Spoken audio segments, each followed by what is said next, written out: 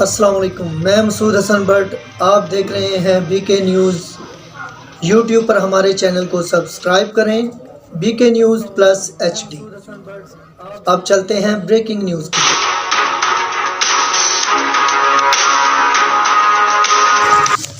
پسرور سے خبر شامل کرتے ہیں۔ شعیب رسول، زراعت آفیسر پیسٹ وارننگ، پسرور نے ذوالفقار علی غوری، اسسٹنٹ ڈائریکٹر زراعت پیسٹ وارننگ، سیالکوٹ کی خصوصی ہدایت اور سربراہی میں بغیر لائسنس غیر قانونی طور پر زرعی ادویات فروخت کرنے پر ذمہ دار زرعی سروسز کنگرا کے خلاف کارروائی کرتے ہوئے 5,67,000 روپے کی غیر قانونی زرعی ادویات برآمد کر لیں۔